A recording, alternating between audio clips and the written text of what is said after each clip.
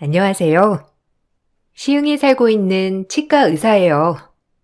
너무 직접적으로 말하면 소문들어 아실 것 같아 여기까지만 소개를 해보도록 할게요. 제가 치과 의사 면허를 취득하던 날, 남자친구는 저에게 프로포즈를 하였고, 전 이 사랑이 변치 않을 거라 믿어 의심치 않았기 때문에 100% 승낙하게 되었답니다. 저희 부모님은 조금만 더 일하면서 결혼을 생각해보면 어떠냐고 하셨지만요.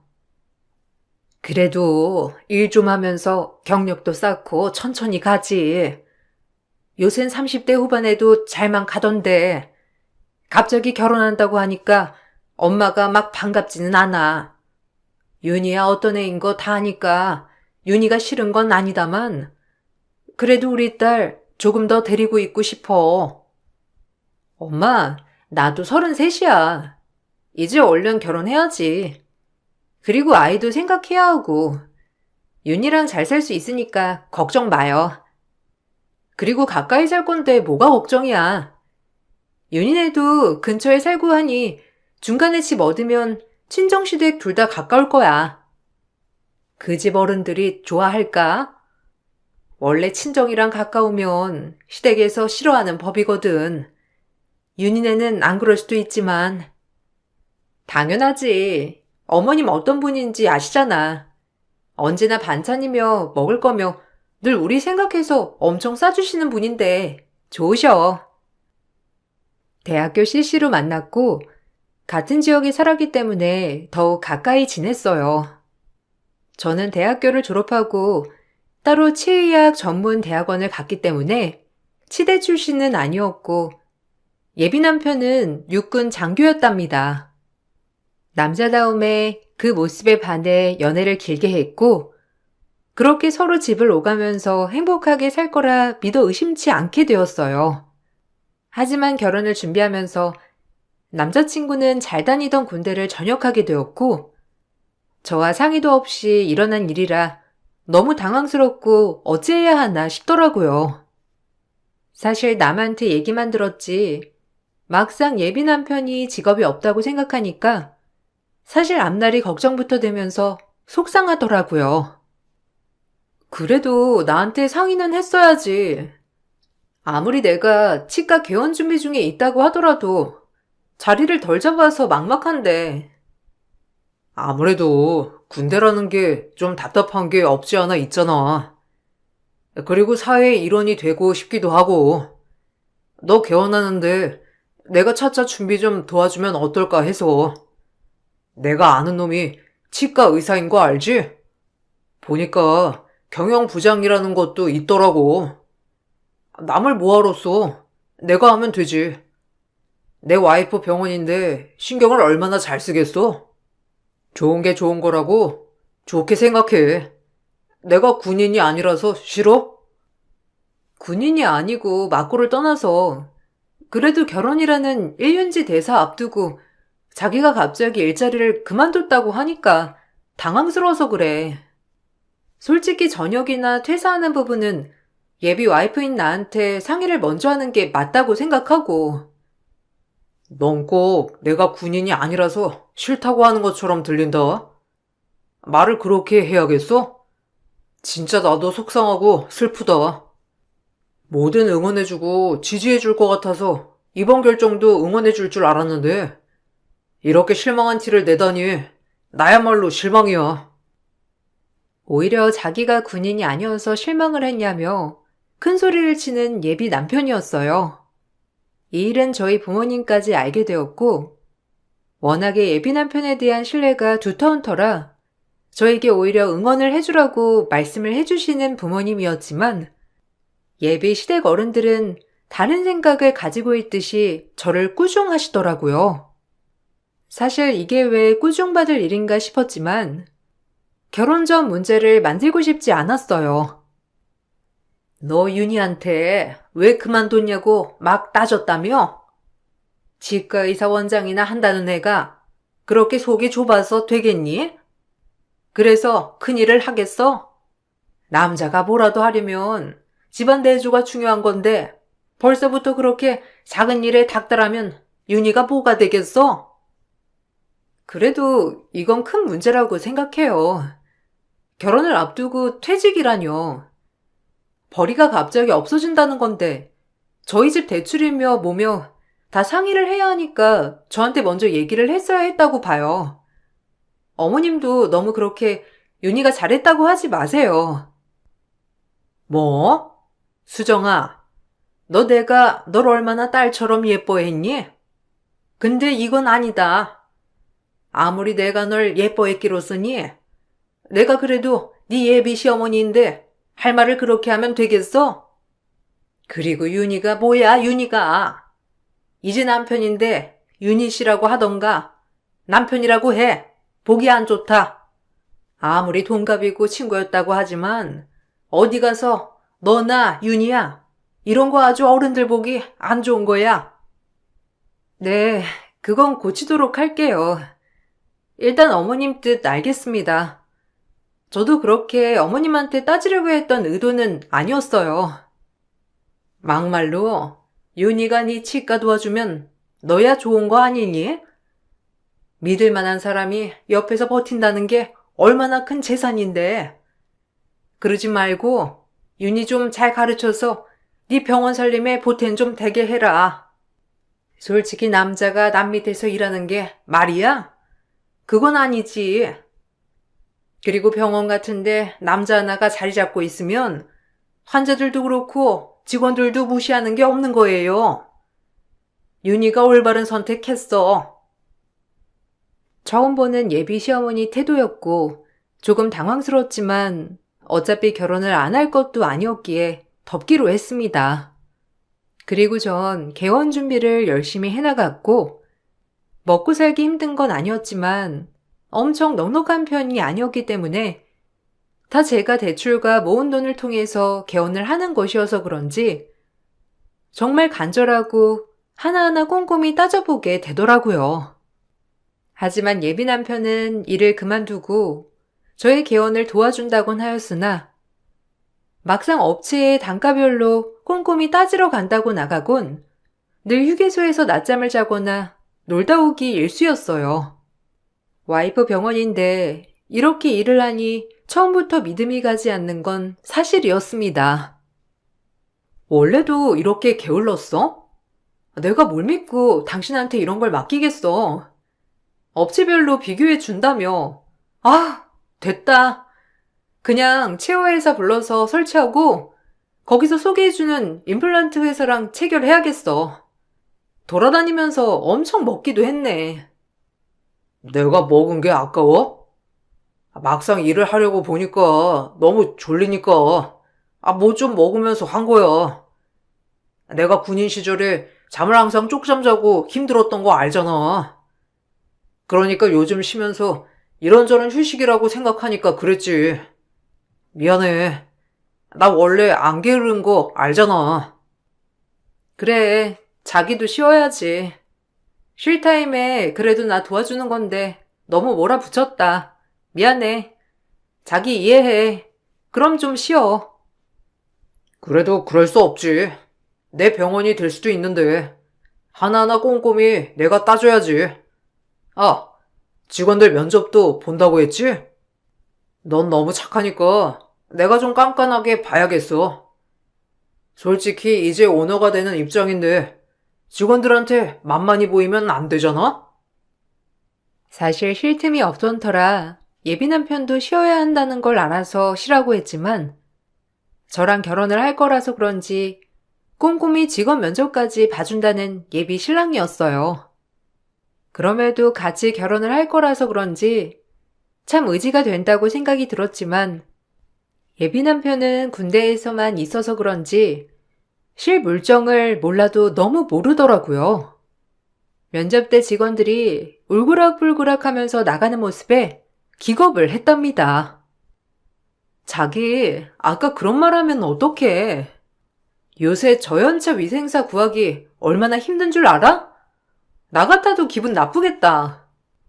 그러면 사람 뽑기 힘들어.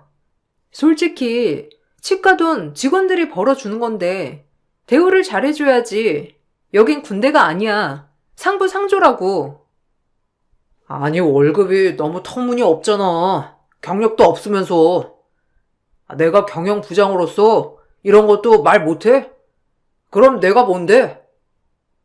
자기 경영부장이긴 한데, 어쨌든 지금은 인력난이 심해서 우리가 이렇게 갑질할 땐 아니라고.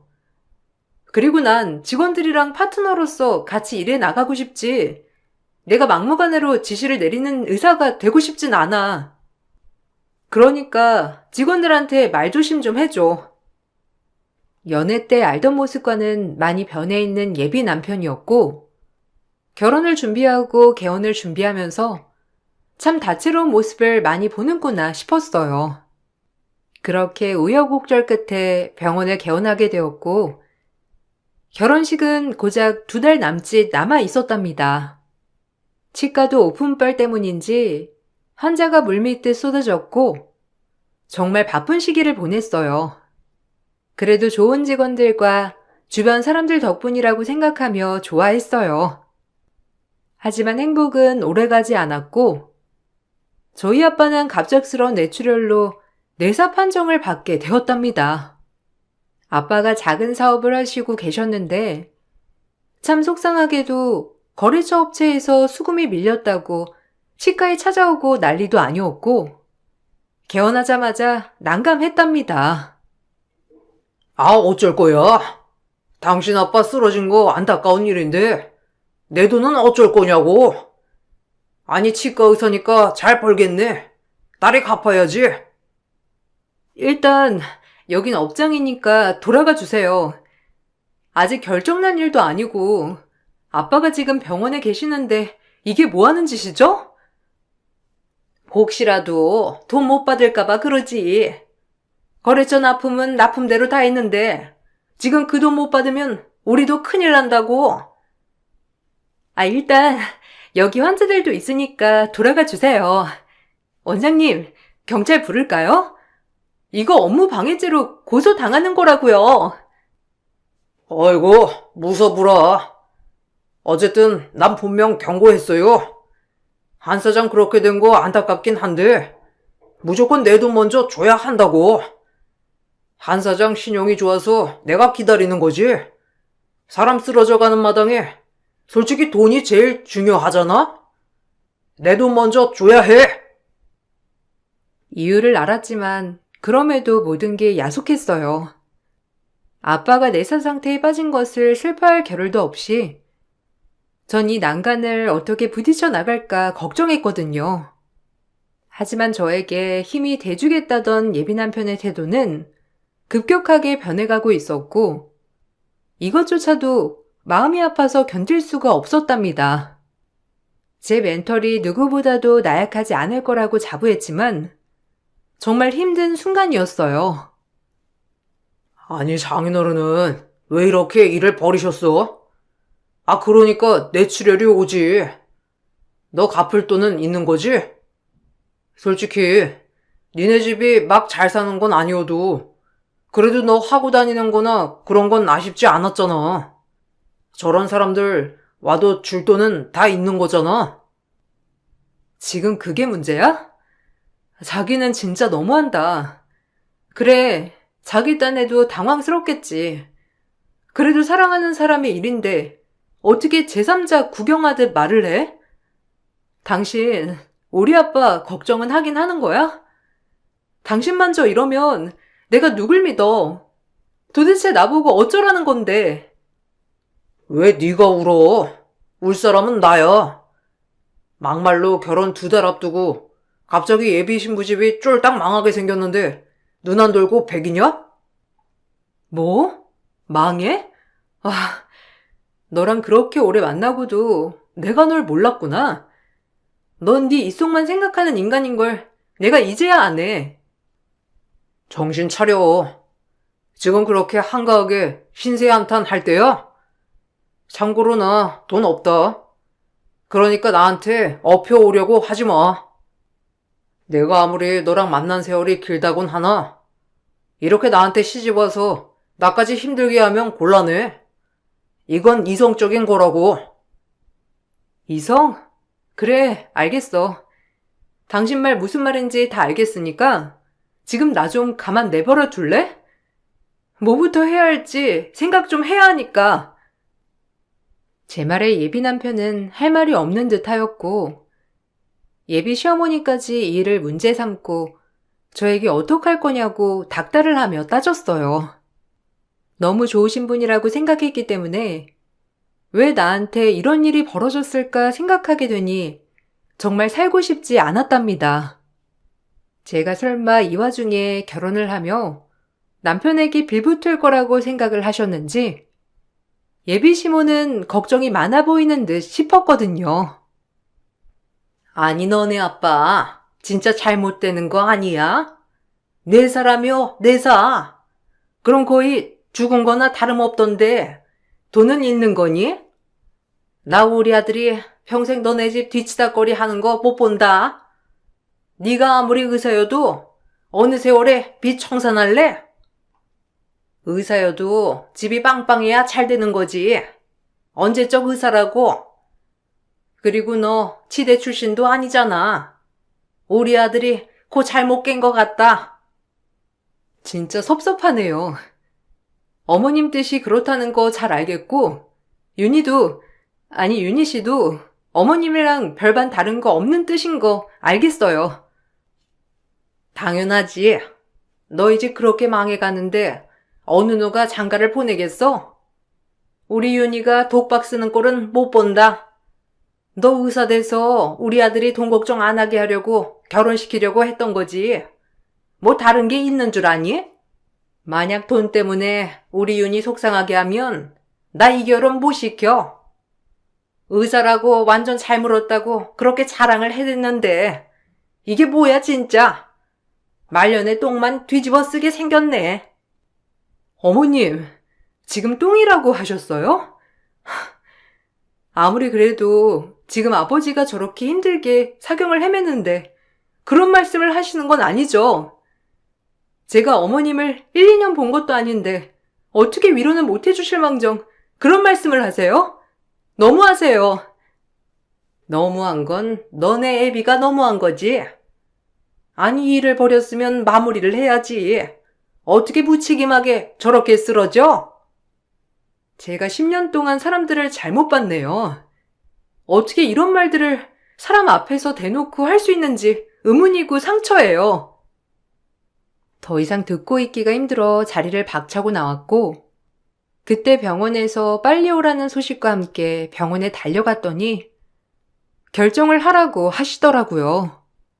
사실상 가망이 없기 때문에 이대로 산소호흡기를 떼는 게 어떻겠냐고 의사는 저희에게 의사를 물어봤고 별다른 방법이 없었어요.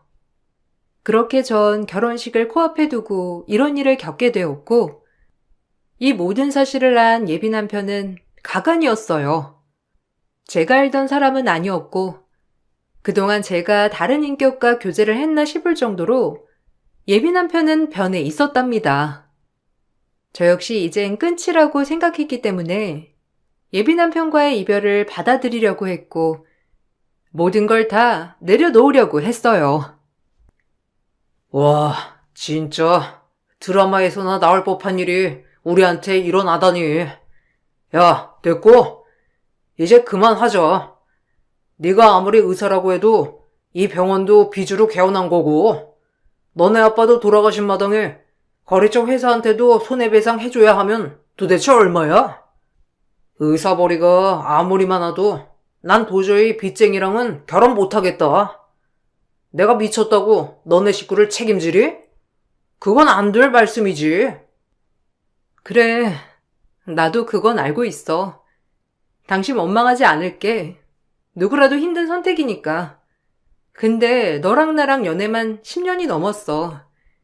그런데도 이렇게 이별을 고하는 게 참 속상하고 안타깝다. 내가 아무리 다른 사람한테 비난을 받을지언정 네가 이렇게 등 돌릴 줄은 몰랐거든. 이별에 최소한의 예의가 있어야 하는 건데 넌 그러지 못했고 네 뜻 잘 알겠으니까 너도 잘 살길 그냥 바라볼게. 전 마지막에도 예의가 있듯 예비 남편과 이렇게 좋게 끝내고 싶었답니다. 하지만 예비 남편은 저희가 함께 온 세월들을 다 잊은 채 저에게 막말을 퍼붓기 시작했고 그 모습에 정말 내가 알던 사람이 맞나 싶은 생각이 들면서 분노도 올라오더라고요. 만남에도 이별에도 어느 순간 예의가 필요하지 않은 순간이 없는데도 불구하고 예비 남편은 저에게 끝을 선포하듯 막말했어요. 쿨한 척하네. 난 10년 동안 널 만나면서 진짜 스트레스 받는 게 한두 가지가 아니었어. 치과 의사 된다고 공부하는 거 그저 잘 되기만을 내가 옆에서 얼마나 바랬는데. 빚쟁이 의사? 하, 내 시간이 진짜 아깝다. 너한테 그동안 쏟아부은 내 시간들이 정말 아까워. 그래서 바람 폈니? 너 우리 병원 실장이랑 이미 소문 다 났어. 내가 어차피 헤어질 거니까 이런 말은 안 하려고 했는데 네가 하도 피해자 코스프레를 하니까 얘기해야겠다. 우리 아빠가 이렇게 되지 않았어도 넌 이미 날 기만하고 있었잖아. 뭘 나 때문에 파혼하는 것처럼 그런 식으로 얘기를 해?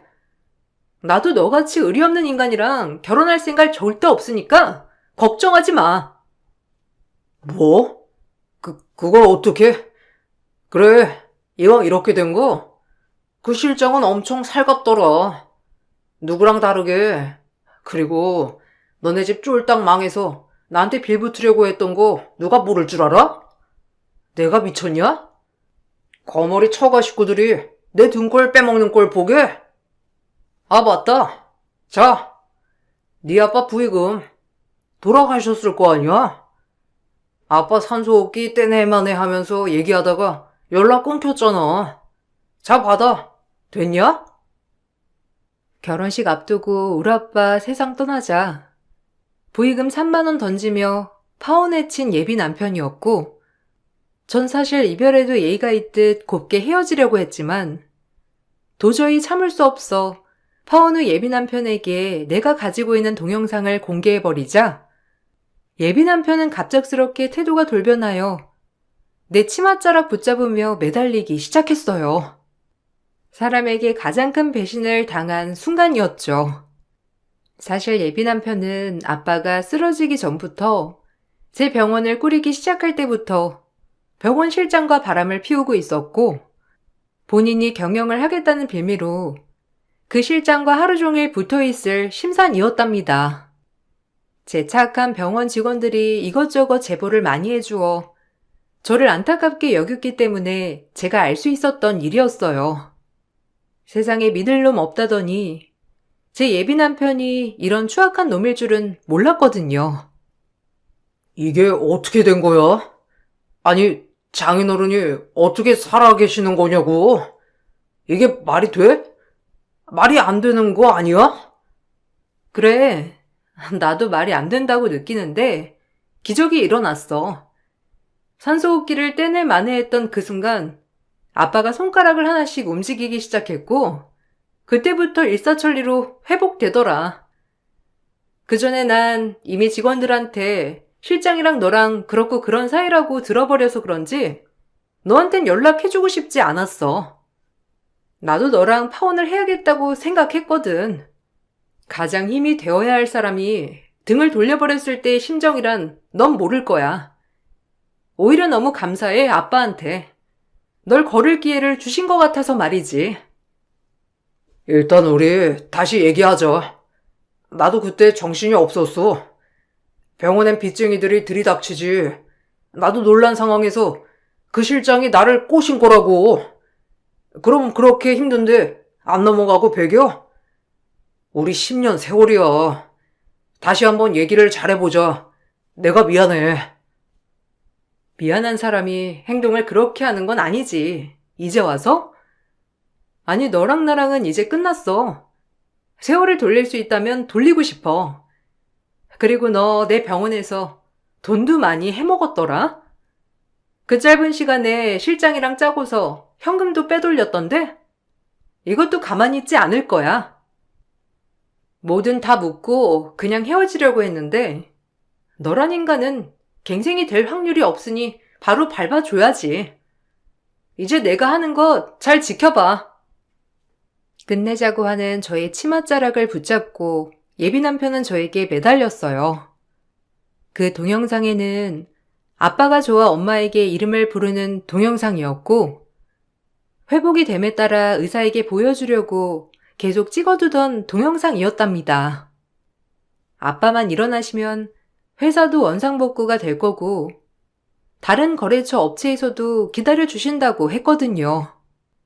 제 병원이 잘 되는 것도 직접 눈으로 본 예비 남편이었기에 저 같은 봉을 놓치고 싶지 않았던 거였죠. 하지만 가장 크게 절 기만했기에 전 파혼 수순을 밟았고 예비 남편에게 모든 결혼 준비에 대한 위자료를 청구했어요. 일이 이렇게 되자 예비 시모까지 병원에 찾아와 저에게 한 번만 봐달라고 하며 생쇼를 하더라고요.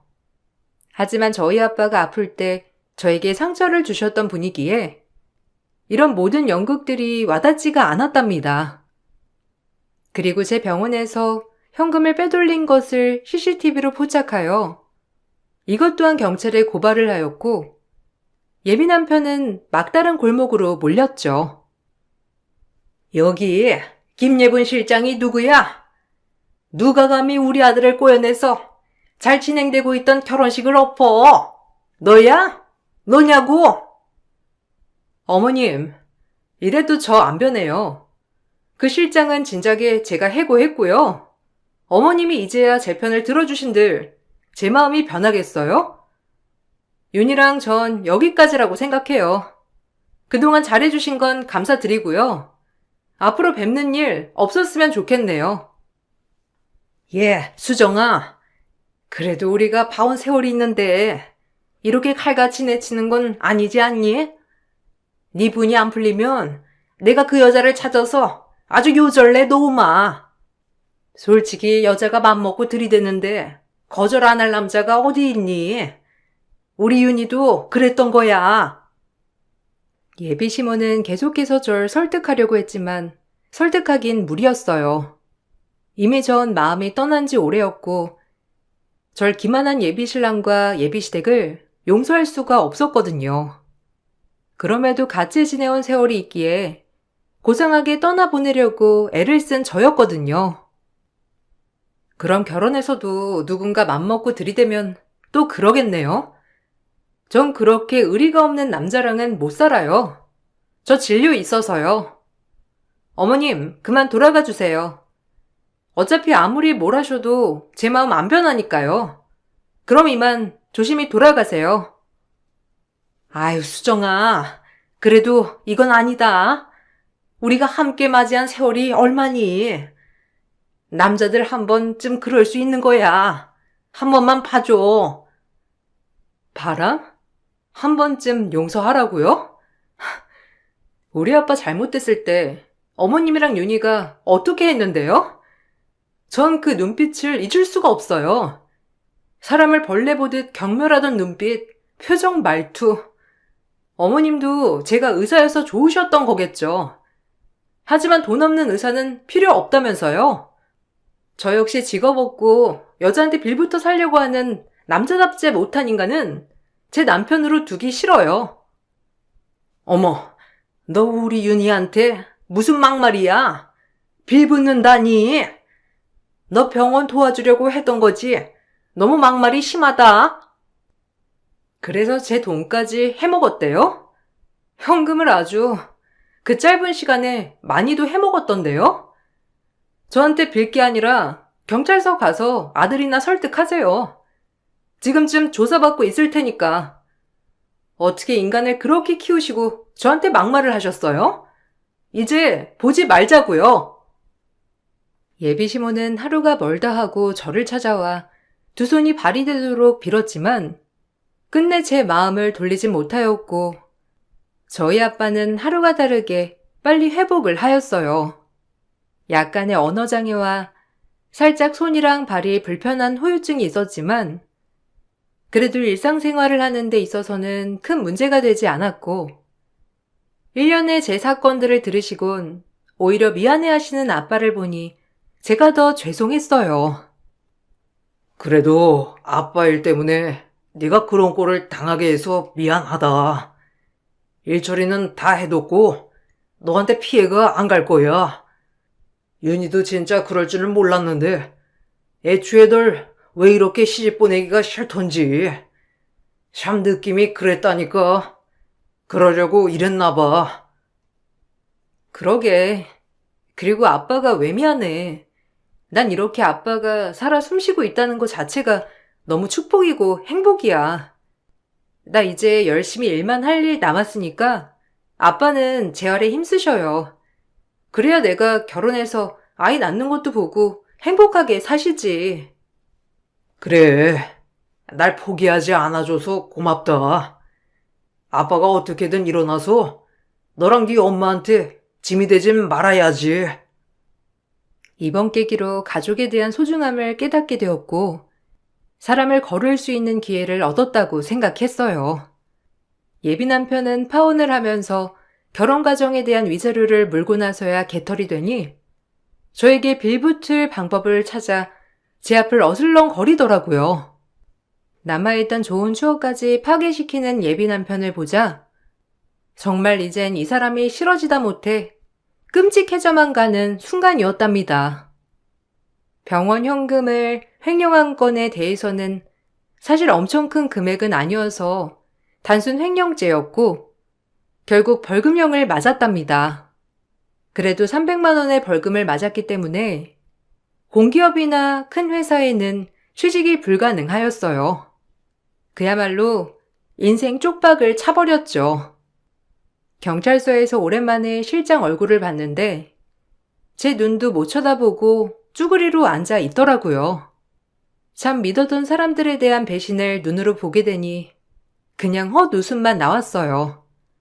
그래도 이렇게 응징을 하는 게 맞다 싶은 게 오히려 속이 후련했답니다. 나 너 때문에 직장도 그만두고 지금 어떻게 살아가라고 이렇게 통보하냐? 네 병원 매출이 얼만지 내 눈으로 다 봤는데. 그랬는데도 넌 다른 여자한테 눈 돌렸잖아. 아빠 회사 부도 나서 나한테 빚 넘겨올까봐 바로 나랑 헤어지자고 한 인간이야 넌. 네 인생 네가 개척할 거 아니었어? 난 이제 너랑 다신 볼 일 없으니까 아무리 매달려도 소용없을 거야. 잘 살렴. 미안해. 내가 뭘 잘못했는지 깨달았어. 그냥 너무 당황하니까 그랬지. 진짜 딱 한 번만 봐주면 평생 충성할게.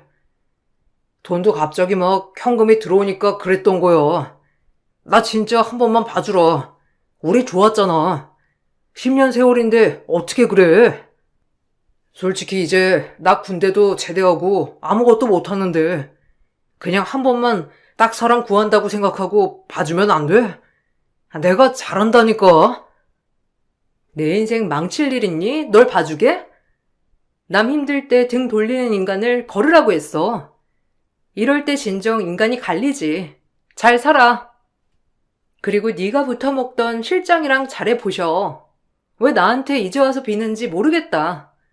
너한테 업혀가지 말라고 한 건 너야. 아버님 쓰러진 게 내 잘못이야? 너도 아마 그랬을걸? 너도 우리 집 쫄딱 망했으면 등 돌렸을 거잖아. 왜 나만 나쁜 놈 취급이야? 넌 항상 그렇게 늘 잘난 척만 하더라. 너랑 연애할 때도 네 잘난 척 때문에 짜증났던 게 한두 번이 아니야. 내가 오죽하면 한눈을 팔았겠어? 네 그 완벽주의 모습에 나도 질리고 힘들었던 적이 한두 번이 아니라니까. 서로 이해하자. 예비 남편의 말에 너무 기가 막혔고 본인의 뒤통수가 당연하다고 합리화를 하는 예비 남편의 뒤통수를 후려 갈겼답니다. 고상하게 헤어지고 싶었지만 역시 이별엔 고상 따위는 사치더라고요. 그래도 만난 세월이 있어서 깔끔히 정리하고 싶었는데 말이죠. 너 지금 내 뒤통수 친 거야? 와, 어이없네 이제. 이제 하다 무렵까지. 너 원래 이런 사람이었냐? 진짜 기막히다. 네 면전에다 침 뱉고 싶은 거 참는 거야. 이별에도 예의가 있어서 좀 참으려 했더니 너 같은 갱생 안 되는 쓰레기는 봐주면 안 될 것 같다. 너 이 시흥바닥에서 얼굴 못 들고 다니게 내가 인터넷에 뿌려줘? 내 치과야. 쪽 한 번 팔리면 그만이야. 너랑 실장이랑 붙어먹고 치과의사 뒤통수 치려고 한 거랑 우리 아빠 저렇게 되자마자 이별 고한 거 올려볼까? 날 물러봤나 본데 한 번만 더 그 주둥이로 나불대면 시흥바닥에서 얼굴 못 들고 다니게 할 줄 알아. 네 엄마도. 알겠냐?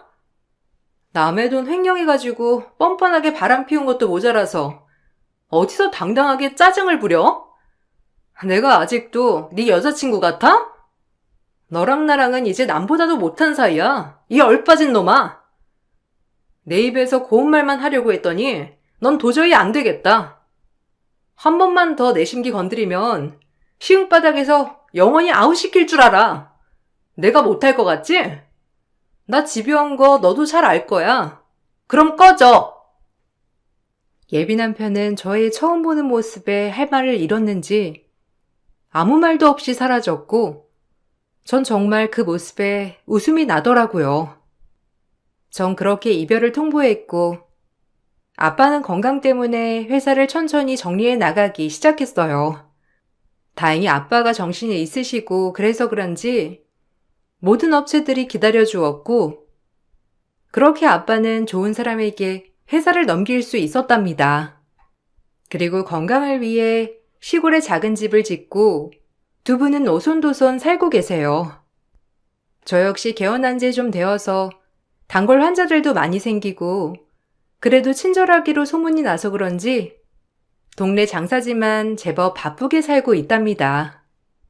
이제 30대 후반을 달려가는데 그래도 제 옆에 저를 든든히 지켜주는 소중한 사람이 생겼답니다. 당장은 바쁜 일정에 따라 결혼 생각은 없지만 그래도 아마 결혼을 하게 되면 진정 저를 위해주는 지금 이 사람과 하게 될까 싶어요. 제 인생에서 쓰레기를 한번 거르고 나니 제 주변에 좋은 사람만 가득한 것 같아 오히려 잘 됐다 싶은 요즘이에요. 아마 그 사건을 계기로 제 인생의 전환점이 되었으니까요. 이제 우리 딸이 혼자서 모든 걸 잘 헤쳐나가는 거 보니까 너무 보기 뿌듯하다. 아빠도 엄마랑 이렇게 너한테 짐이 되지 않도록 건강관리하면서 잘 살 거니까 우리 딸은 이제 하고 싶은 거 다 하면서 살아. 혹시라도 아빠 도움 필요하면 얘기하고. 전혀. 아빠랑 엄마는 그냥 내 옆에서 이렇게 건강하게 있어주는 것만으로도 큰 행복이고 살아갈 원동력이에요. 우리 딸 고생 많았어. 지금 이렇게 자리 잡고 행복하게 사는 것도 엄마가 얼마나 대견한지 몰라. 뭐든 잘할 거야. 여러분도 이런 적이 있으신가요? 언젠가 꼭 이런 기회가 있다면 사람을 거르는 계기가 될 것이니 오히려 전환을 삼으면 될 것 같아요. 하지만 좋은 사람들만 가득하길 바라보면서 글을 마치겠습니다. 제 글을 봐주셔서 정말 감사드려요. 안녕하세요. 저는 40대 중반 여자입니다. 늦은 새벽 잠도 안 와서 창밖을 보고 있는데 눈이 내리고 있더라고요. 흩날리는 눈들을 보고 있는데 갑자기 작년에 경험했던 아픈 기억이 떠올라 제 눈시울을 붉어지게 만들었네요. 두 번 다시 떠올리고 싶지 않을 만큼 충격적인 일들이라 아직까지 마음의 상처가 전부 아물지 않은 상태입니다. 사람이 얼마나 추락할 수 있는지 볼 수 있던 끔찍한 날들이었어요. 사건이 시작된 건 사라지지 않는 전염병 때문에 저희 아빠가 한평생 이끌어오신 사업에 지장이 생기는 상황이 생겼었어요. 시간이 지나면 좋아질 수 있을 거라 믿고 힘들게 버텨왔었는데 결국 아빠의 사업은 무너지고 말았죠.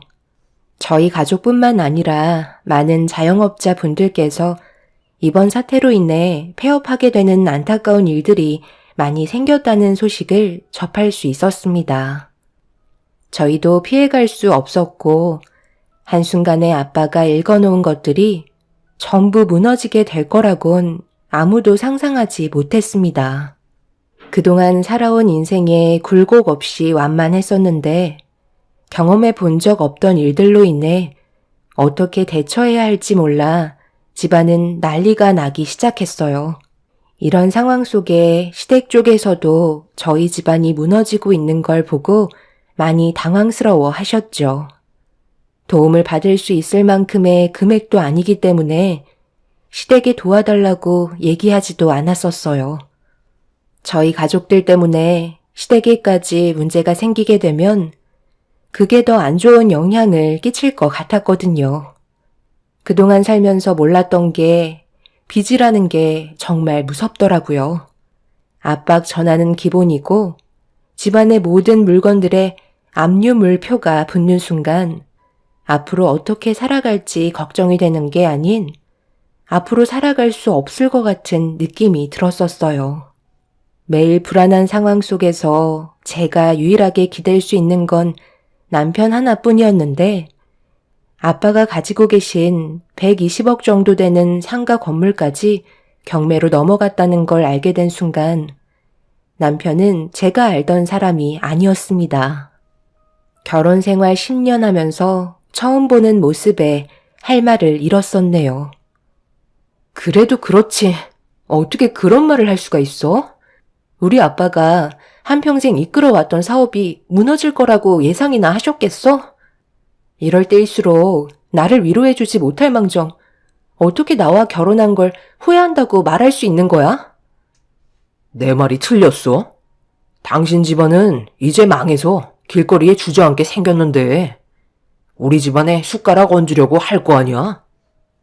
우리가 그래서 당신 집안에 숟가락 얹었어? 아무런 도움 받지도 않았는데 어떻게 그런 말을 할 수가 있어? 도와달라는 말 단 한 번도 꺼낸 적 없었는데 당신이 이러는 거 보면 우리가 도와달라고 할까봐 두려운 거지? 나랑 함께한 세월 10년간 당신을 봐오면서 오늘이 제일 낯설게 느껴지는 거 알아? 여태까지 나한테 사랑한다고 말했던 거 전부 다 거짓이었던 거야? 당신이 뭔가 상당히 착각하고 있는데 돈이 있어야 사랑도 있는 법이야. 내가 장난스럽게 몇 번 얘기한 적 있었지? 당신 집안에 재력이 좋아서 결혼한 것도 있었다고. 그 말을 정말 장난으로 받아들였던 건 아니지? 돈이 있어야 행복도 뒤따르는 법이야. 당신 집안 봐봐. 지금 남아있는 거 쥐뿔도 없어서 매일 불안에 떨며 살고 있잖아? 그런 모습을 내가 언제까지 지켜봐야 한다는 건데? 우리 부모님께서 회복하지 못할 것 같으면 결혼 생활 다시 생각해보라고 하셨어. 뭐라고? 시부모님께서 당신한테 이혼하라는 말을 꺼내셨단 말이야? 그동안 우리 집안이 당신한테 어떻게 했는지 뻔히 알면서 어떻게 그런 말을 아무렇지도 않게 하실 수 있는 건데? 나는 그 말을 받아줄 수 없으니까 다시는 입 밖으로 꺼내지 마. 우리 집안도 고민하지 않고 결정 내린 거 아니야. 결국 어쩔 수 없이 우리 집안에 손 벌릴 게 뻔한데 뭐하러 손해나는 짓을 하냐고. 나는 부모님 말대로 당신이랑 이혼할 테니까 정리해줬으면 좋겠어. 지금보다 삶이 좋아져야 하는데 거꾸로 가는 걸 누가 원하겠어? 괜히 이혼 안 해주고 고집 부렸다가 우리 부모님한테 괜한 상처받지 말고 조용히 갈라서도록 하자고. 그럼 우리 아들이 받는 상처는 어쩌고? 당신은 왜 혼자만 생각해? 아빠가 어떻게든 해결한다고 했으니까 좀 기다려보면 안 돼? 지구멍도 벼뜰 날이 있다잖아. 아빠가 어떻게든 회복시킬 거니까 극단적인 생각 안 해줬으면 좋겠어. 남편은 저희 집안이 무너지는 모습을 보고 더 이상 얻을 게 없다고 생각했었는지 저와의 관계를 그만 이어가려 하고 있었어요. 그때 당시 그 말을 들었을 때 너무 큰 배신감이 느껴졌었죠. 아빠는 그래도 남편이 사이라고 무언가 시도하려고 할 때 뒤에서 적극적으로 금전적인 도움을 주셨었는데 반대로 우리가 도움이 필요할 때는 손을 내밀어 주지 않았습니다. 이 문제를 해결하기 위해서는 직접적으로 시부모님을 뵈야 할 것 같았어요. 너무 극단적으로 생각하시는 건 문제가 있다 생각했었죠. 남편은 시부모님을 뵈도 달라질 게 없다며 괜히 시댁에 가서 안 좋은 말만 듣고 돌아오지 말고 그냥 서류에 도장 찍으라고 얘기했지만 힘들게 이끌어왔던 10년간의 가정을 깨고 싶지 않았습니다. 그래서 시부모님과 최대한 좋게 해결하려고 찾아가게 되었죠. 여기 와봤자 소용없다니까. 괜히 서로 힘 빼지 말고 그냥 내 아들과 조용하게 갈라서는 걸로 해라. 너희 집안 때문에 우리까지 지금 얼마나 피곤한지 아니? 너랑 입 아프게 얘기하고 싶은 생각 없으니까 그냥 돌아가라. 나는 내 아들 인생 망치는 꼴 보고 싶지 않다. 있을 때나 며느리 대우해줬지. 땡전 한 푼 없는데 굳이 며느리 떠받들 필요가 뭐가 있겠니? 어머님, 저는 아직까지 이혼을 생각해 본 적 단 한 번도 없었어요. 그리고 어려울 때일수록 서로 머리 맞대고 방법을 찾아주는 게 그게 가족 아닌가요? 단순히 돈 때문에 이러시는 건 너무 억지스러운 것 같아요. 제발 어머님이 그의 마음 좀 잡아주세요. 어머님 손자가 상처받았으면 좋겠어요? 저는 아빠가 분명히 모든 걸 해결해 줄 거라 믿고 있다고요. 빨간 딱지 붙었으면 끝인 거지. 빚도 어마무시하다면서 뭘 해결해? 그냥 길거리에서 동냥이나 하면서 살거라. 우리가 왜 조금도 안 도와주려고 하는지 알아? 가진 것도 많진 않지만 사람 일 아무도 모른다고 괜히 도와줬다가 갑자기 우리 집안에 문제라도 생기면 그땐 손 쓸 방법이 없으니 똑같이 나락으로 떨어지게 되는 거라고.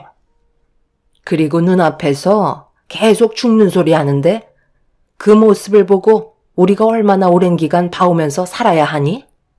옆에 있는 사람들까지 전부 다 기운 빠지게 하지 말고 이제 각자 갈 길 가도록 하자. 그게 모두를 위한 길이다. 오늘 이 시간 이후 집으로 돌아가면 서류에 도장 찍고 깔끔하게 법적으로 남남이 되는 거다. 알겠니? 멀리 나가지 않을 테니 할 말 다 끝났으면 이제 그만 돌아가라.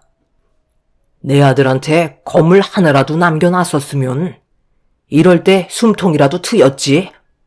달라고 할 때 줬으면 얼마나 좋아? 꼴도 보기 싫은 얼굴 그만 내밀고 버뜩 일어나 돌아가. 돈 많다고 자랑질 하더니 아주 꼴 좋다. 내가 언젠가 망하게 될 날이 올 줄 알았다니까. 어느 정도 예상은 했었지만 시부모님은 제가 알던 분들이 아니었어요. 정말 처음 보는 모습이라 당황스러웠고 믿을 수 없을 만큼 시부모님의 행동들은 저에게 너무 큰 실망을 안겨주었네요.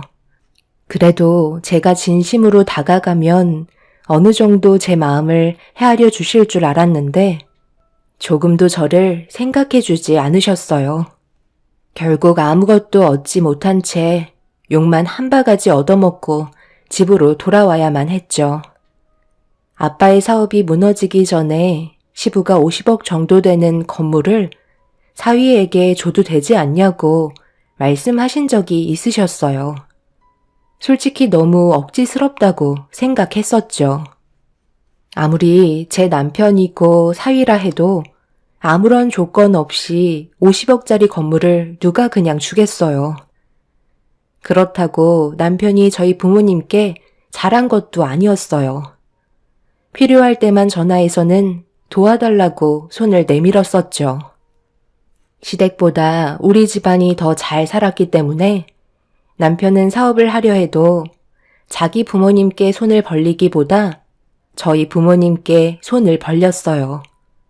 저는 그런 남편의 행동이 좋게 다가오지 않았었지만 그래도 집안의 가장으로서 한번 해보겠다는 건데 무조건 거절하는 것도 아닌 것 같아 부모님의 도움을 받은 적이 몇 번 있었는데 남편은 항상 이번에는 무조건 성공할 수 있다며 시작했던 사업들이 전부 다 무너지고 말았습니다. 그래서 아빠가 몇 번 도와준 뒤로는 더 이상의 기대를 하지 않으셨는지 그 뒤로 남편을 금전적으로 도와주지 않으셨죠. 저도 그게 당연한 거라고 생각했었어요.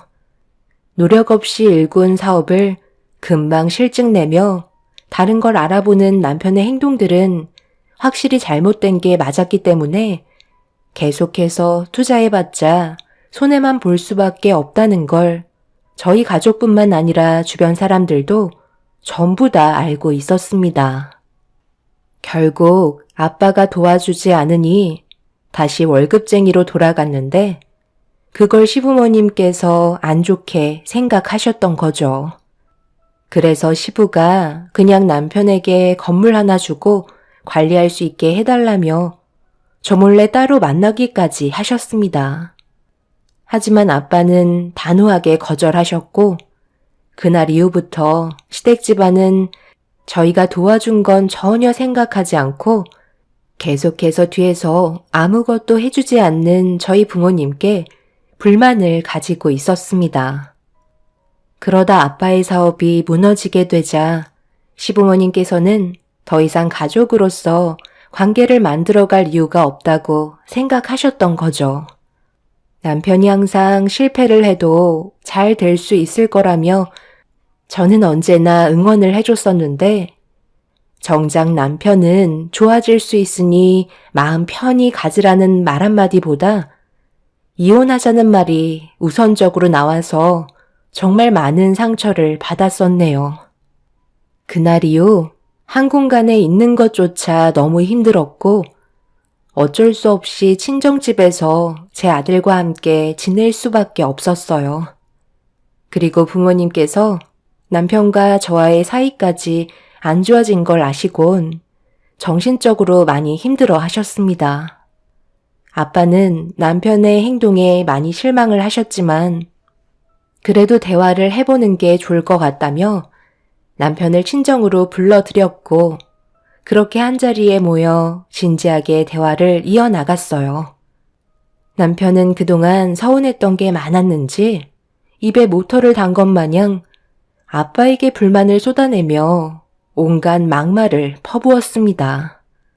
아빠가 능력이 있었을 때는 한 번도 찍소리 한 적 없었는데 더 이상 가진 게 없다는 이유 하나만으로 남편의 태도는 180도 달라진 상태로 얼굴을 붉히며 목소리를 높였죠.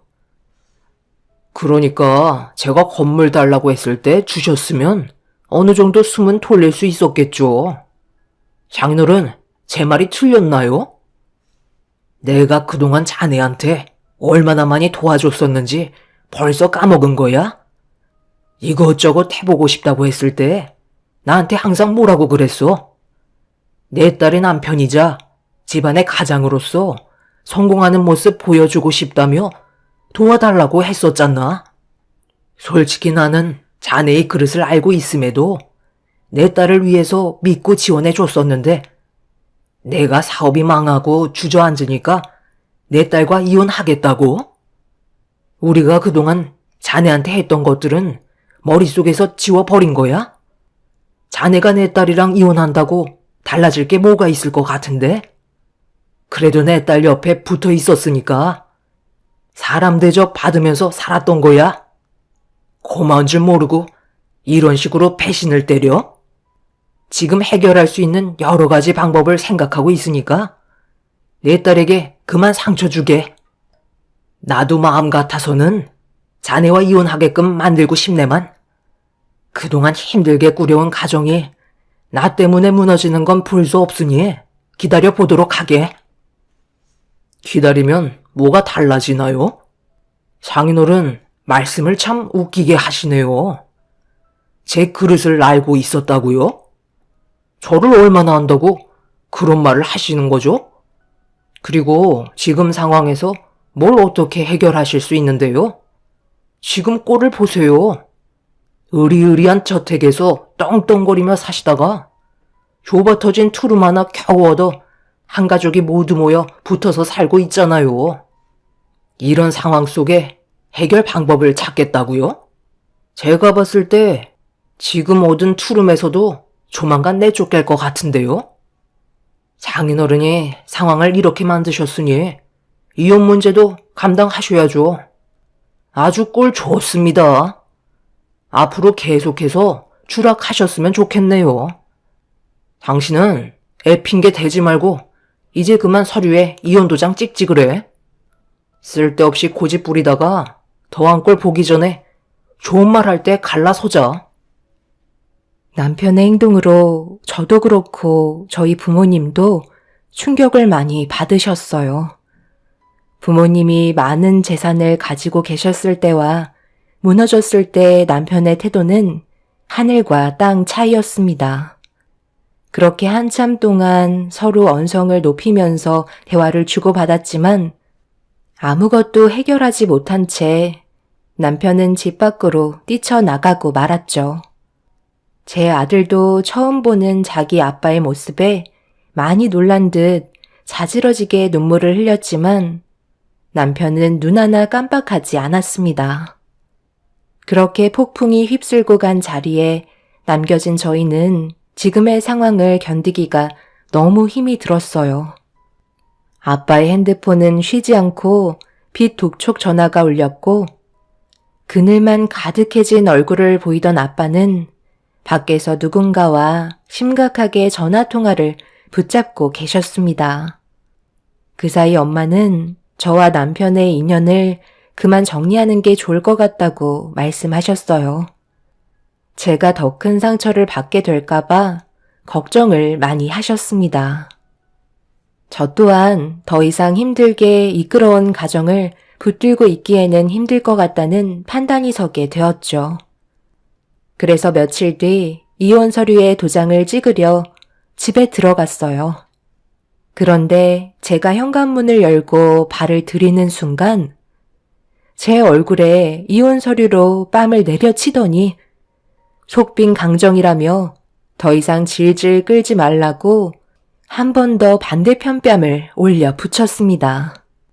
살면서 누군가에게 뺨을 허용한 적이 없었는데 남편이 제 뺨에 한 번도 아닌 2번이나 손을 댈 거라곤 전혀 몰랐었네요. 갑자기 일어난 돌발 상황이라 눈물이 왈칵 쏟아지고 말았는데 남편은 술을 얼마나 많이 마신 건지 제정신이 아니었습니다. 저도 참고 참았던 화가 터지게 되면서 바닥에 떨어져 있는 이혼 서류를 들어 남편의 양뺨에 사정없이 올려 붙였어요. 그리고 멱살을 잡아 강하게 밀치며 2번 다시 함께하지 않을 거라고 화를 내고 말았습니다. 처음 해본 부부싸움이었고 잔뜩 구겨진 이혼 서류에 도장을 찍게 되었죠. 그렇게 남편과는 법적으로 남남이 되면서 부부로서 함께했던 모든 것들을 정리해 나갔어요. 10년의 세월 동안 함께했던 터라 이것저것 해결해야 될 것들이 상당히 많았었죠. 숙려 기간 동안 남편과 연결되어 있던 고리를 전부 끊어내었고 그렇게 숙려 기간이 끝남과 동시에 모든 걸 완벽하게 처리하면서 2번 다시 만날 일은 만들지 않았어요. 함께했던 세월들이 한순간에 없던 일로 되어버리는 순간이었죠. 제 아들에게도 너무 큰 상처를 준 것 같아 미안했지만 가정의 불화를 보여주는 것보다 차라리 낫다고 판단했었어요. 그런데 숙려 기간이 끝난 지 며칠이 지나고 현실을 받아들이기 힘들어하는 아들을 조금이라도 위로해주고자 없는 형편에 고기라도 좀 먹이려고 외출을 했는데 아들 손을 잡고 시내를 걸어가던 도중 멀리에서 남편이 누군가와 건물 안으로 들어가는 걸 보게 되었어요. 빠른 걸음으로 건물 안으로 들어간 남편을 뒤쫓았는데 제 눈에 보인 모습은 충격적이게도 전 남편과 처음 보는 여자가 서로 웃으며 다정하게 대화를 주고받고 있었습니다. 저는 아들과 함께 하루하루 힘든 날들을 보내고 있는데 남편은 저와 연애했을 때 보여주었던 시선을 다른 여자에게 주고 있었죠. 그 모습을 보고 있는데 너무 화가 나 남편이 앉아있는 곳으로 제 아들과 함께 들어갔어요. 그리고 남편 앞에 떡하니 다가서니 저를 보자마자 화들짝 놀라며 마주보고 앉아있던 여자의 손을 급하게 놓더니 자리에서 벌떡 일어나며 저에게 뭐 하는 짓이냐고 소리를 질렀습니다. 저는 아무 말 하지 않고 테이블에 올려져 있던 물컵을 들어 얼굴을 향해 세차게 뿌린 뒤 난리를 치고 말았죠. 여자는 많이 당황한 듯 자리에서 급하게 도망쳤고 남편은 이혼한 마당에 남의 일을 방해한다고 아들이 보는 앞에서 제 멱살을 잡았어요. 그래도 양심은 있는지 얼굴에 손은 날리지 않았습니다. 저는 그 자리에서 2번 다시 아들 얼굴 볼 생각하지 말라며 10년의 세월 동안 함께했던 기억들을 전부 다 그 자리에 버린 뒤 뛰쳐나오게 되었죠. 한참 동안 앞만 보고 걷다가 결국 자리에 주저앉아 하염없이 눈물을 쏟아내고 말았어요. 숨을 쉴 수 없을 만큼 너무 가슴이 아파졌습니다. 남편은 저와 이혼하기를 기다렸다는 듯 숙려 기간이 끝나자마자 다른 여자를 만날 생각을 하고 있었다는 게 저는 너무 큰 충격으로 다가왔었어요. 그전부터 다른 여자를 만나고 있었을지 모르지만 그동안 함께했던 날들을 아무것도 아닌 것 마냥 다른 여자에게 눈웃음 치는 남편이 너무 소름이 돋았었네요.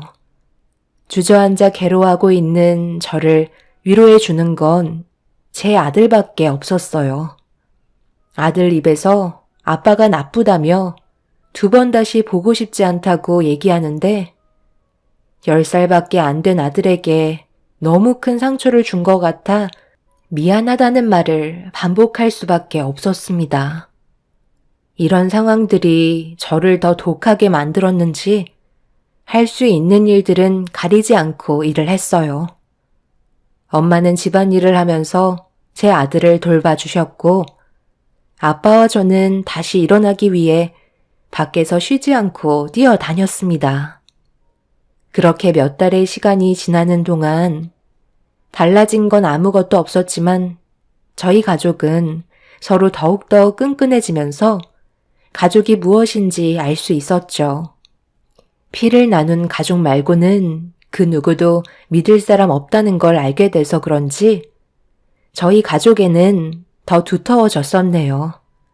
잘 될 거라는 희망 하나로 열심히 살고 있는데 모두가 함께 모여 저녁 식사를 하던 어느 날 아빠의 핸드폰에 전화가 울렸고 아빠는 기다렸다는 듯 급하게 조용한 곳에서 전화를 받았어요.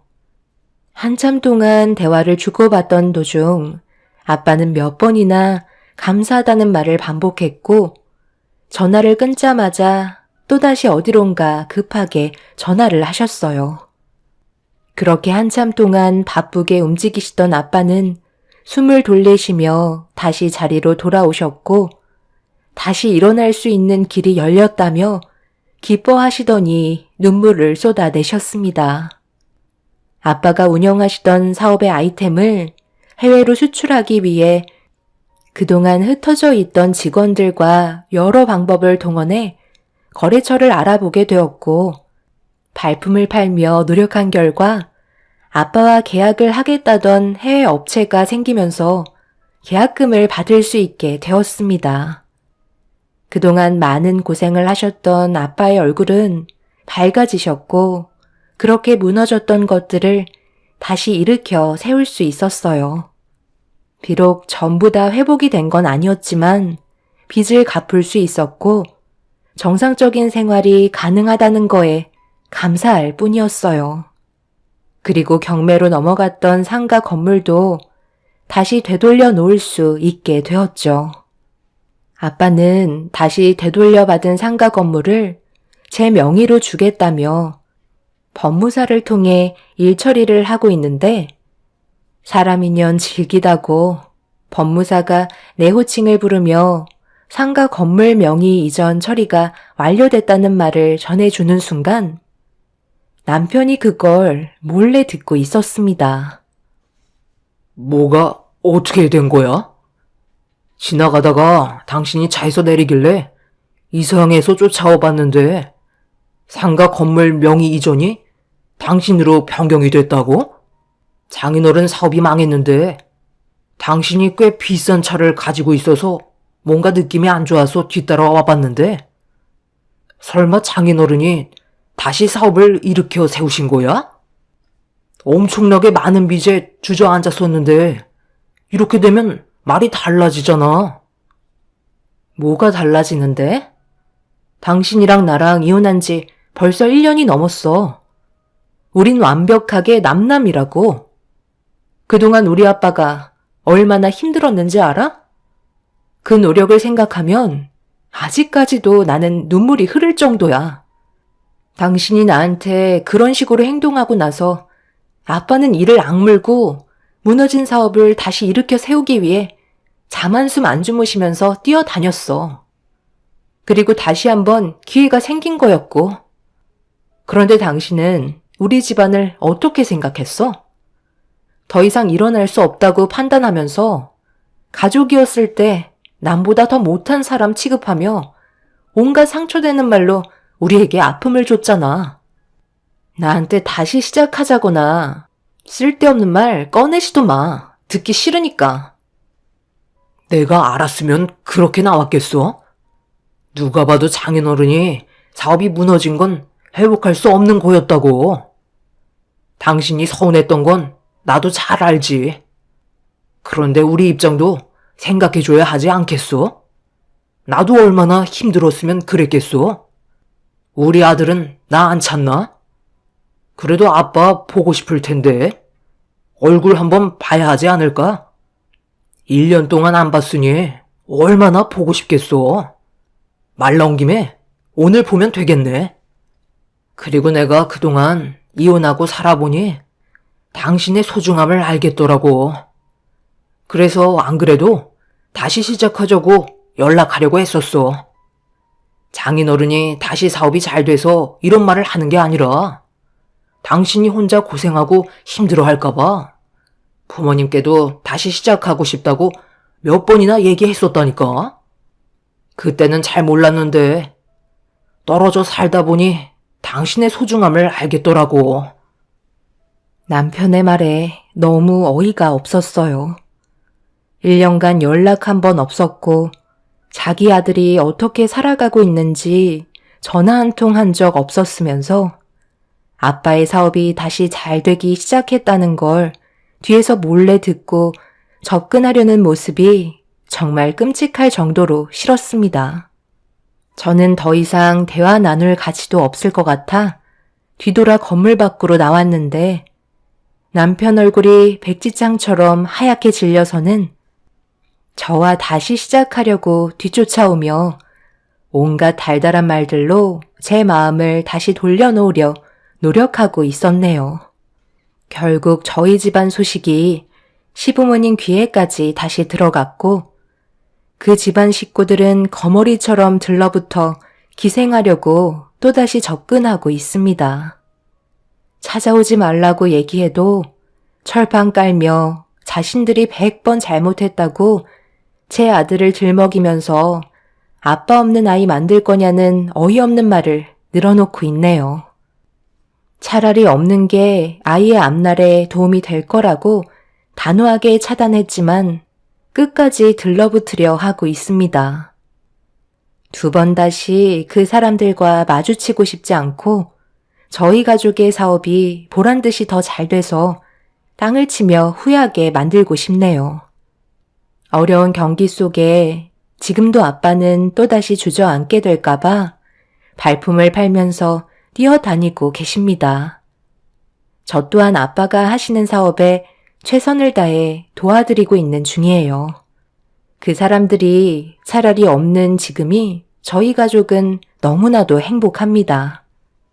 앞으로도 지금의 삶이 무너지지 않았으면 좋겠어요. 한번 뼈아픈 기억을 경험했기 때문에 2번의 실수는 만들고 싶지 않네요.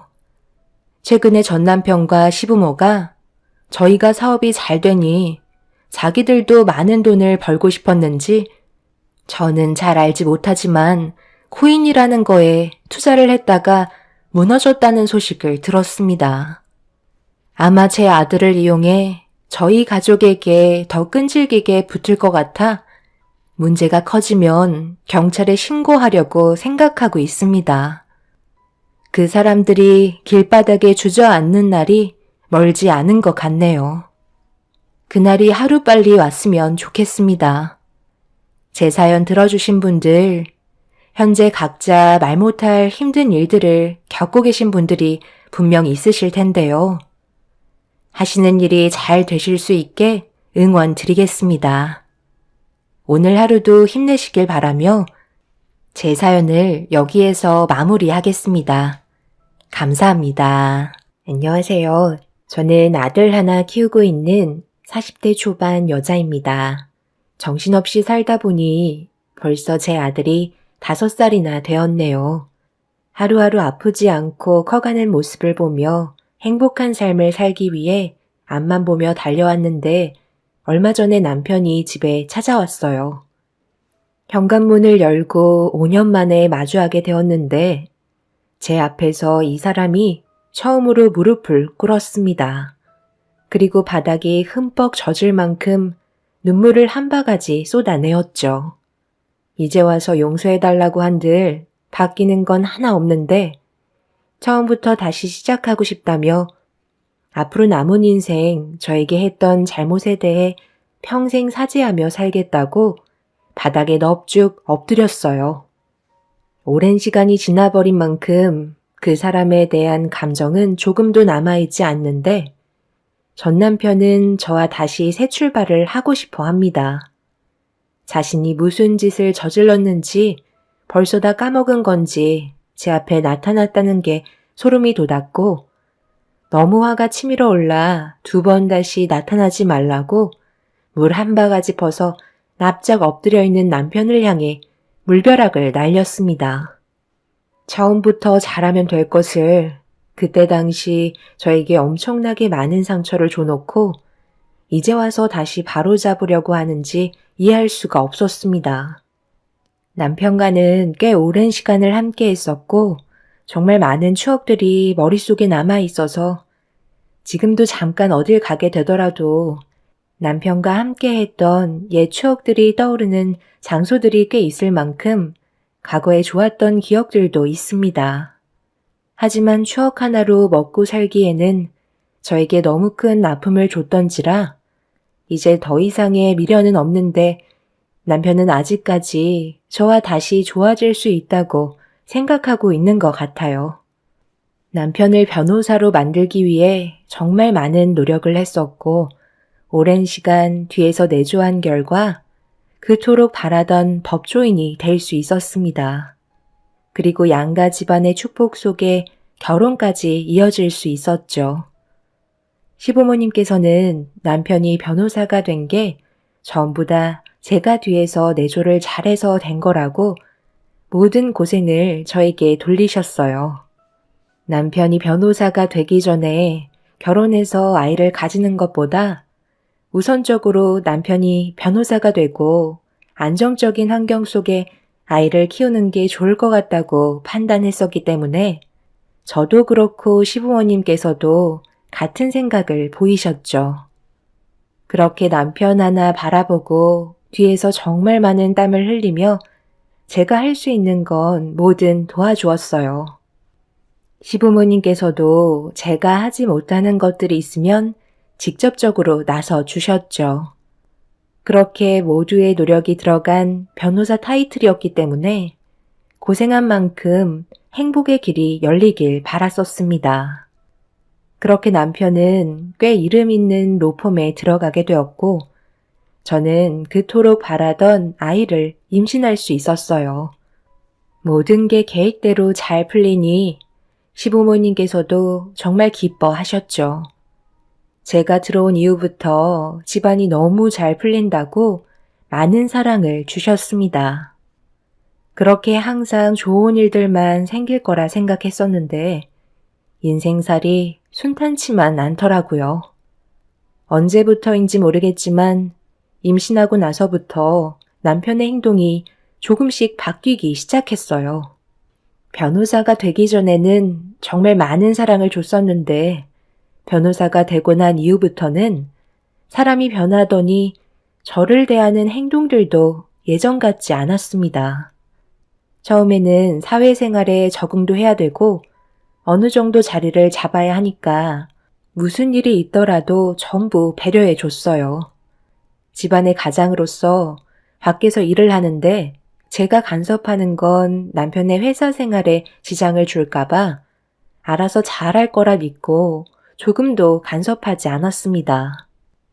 솔직히 저도 어떻게 해야 할지 몰랐어요. 과거에는 변호사가 되기 위해 뒤에서 도와주기만 하면 됐지만 사회에 뛰어든 남편은 제 눈밖에 벗어났기 때문에 집에 들어왔을 때 최대한 푹 쉴 수 있는 환경을 조성해 주는 게 최선일 거라 생각했었습니다. 임신한 몸이었어도 제가 도울 수 있는 건 뭐든 도와줬었죠. 그런데 어느 날 남편이 퇴근하고 집에 들어올 시간이 한참 지났는데도 연락 한 통 없길래 걱정되는 마음에 전화를 걸어봤어요. 그런데 남편과 통화 연결이 되는 순간 상당히 시끄러운 노래소리와 함께 꽤 많은 여자들의 목소리가 들려왔어요. 그래도 일찍 집에 들어가 봐야 하지 않아? 오빠 마누라가 목 빠지게 기다리고 있을 텐데. 여기서 일해도 되는 거야? 집안의 가장이 비즈니스 한다는데 간섭하면 그냥 집에서 내쫓기는 거지. 나 없으면 걔는 빈 껍데기에 불과해. 오빠가 그랬잖아. 변호사가 될 수 있었던 건 집에서 기다리고 있는 아내분의 역할이 컸다면서. 그럼 여기서 술 퍼먹고 있을 게 아니라 후딱 집에 들어가야지. 나중에 걸리기라도 하면 어쩌려고. 아내분이 너무 불쌍하지 않아? 내가 변호사가 되는데 당연히 마누라의 노력이 들어가긴 했지. 그런데 그건 손톱만큼밖엔 안 돼. 나머지는 전부 다 내 노력으로 된 거야. 그냥 필요한 거 조달해준 심부름금밖엔 안 된다니까. 요즘에 임신해서 입덧이 왔는지 속도 울렁거린다고 하고 집에 들어오기 전에 뭐 좀 사달라는데 변호사인 나한테 지금 그런 걸 시키는 게 말이 된다고 생각해? 자기는 손이 없어, 발이 없어. 먹고 싶은 게 있으면 나가서 사 먹으면 되는 거잖아. 안 그래? 임신한 게 뭐 얼마나 대단하다고. 나한테 이래라 저래라야. 그런 모습 꼴 보기 싫어서 오늘 술 마시러 온 거니까 너는 내 수발이나 잘 들어. 나야 어차피 오빠 비위만 맞춰주고 돈만 받으면 되니까 상관없긴 한데 만약 내가 아내분 입장이라면 많이 서운할 것 같긴 하네. 그래도 변호사 남편 얻었으면 그 정도는 감수해야 되는 거니 어쩌겠어. 그냥 저렇게 살아야지. 그게 내가 하고 싶은 말이야. 변호사 남편 뒀으면 뭘 하든 감수하면서 살아야 되는 거야.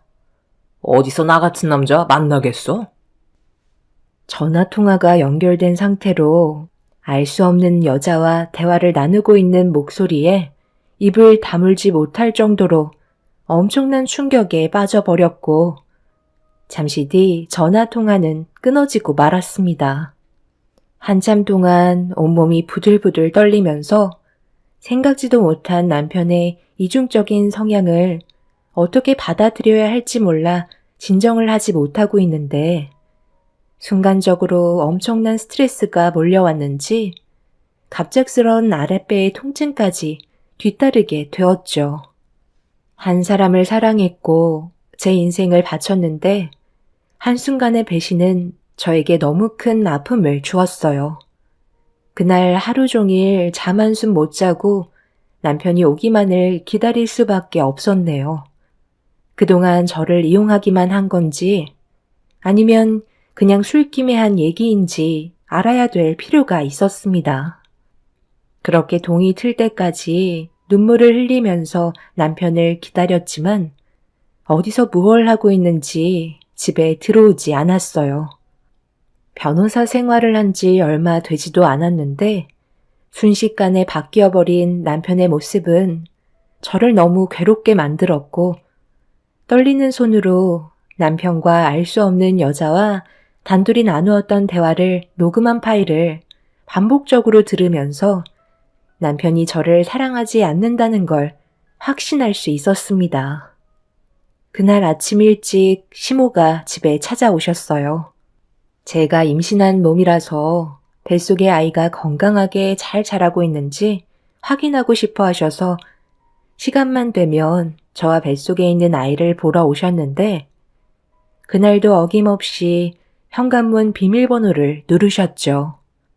제가 임신하고 나서부터 음식은 거의 시모가 담당해 주셨어요. 제가 그동안 남편을 위해 희생했었기 때문에 임신한 기간 동안 시모가 저와 아이를 위해 희생해 주셨죠. 그런데 현관문을 열고 들어오신 시모는 제 얼굴을 보자마자 단번에 아셨는지 급하게 달려오셔선 무슨 일이 있었냐고 물어보셨고 남편의 행동에 너무 큰 충격을 받았던 저는 시모의 한마디에 오열을 하고 말았습니다. 그리고 시모에게 녹음된 음성 파일을 들려드렸어요. 예상했던 대로 시모 또한 남편이 다른 여자와 나누는 대화 내용을 들으시곤 엄청난 충격을 받으셨습니다. 그런데 생각지도 못한 시모의 한마디가 저를 당황시켰어요. 그동안 내 아들을 봐오면서 이런 성격을 가지고 있을 거라곤 정말 상상도 못했는데 어떻게 다른 여자한테 이런 말을 아무렇지도 않게 할 수가 있는 거지? 네가 상처를 많이 받았겠구나. 그런데 지금 무슨 생각을 하고 있는지 누구보다 내가 잘 알고 있지만 너무 감정적으로 나가지 말고 일단 상황을 지켜보는 게 좋을 것 같다. 내 말은 너무 극단적으로 행동하지 말라는 거야. 분명 다른 이유가 있지 않을까? 너는 몰랐던 상처가 내 아들이 가지고 있었을지도 모르잖니. 그렇다고 술집에서 다른 여자한테 저를 그런 식으로 얘기하는 건 문제가 있는 거 아닌가요?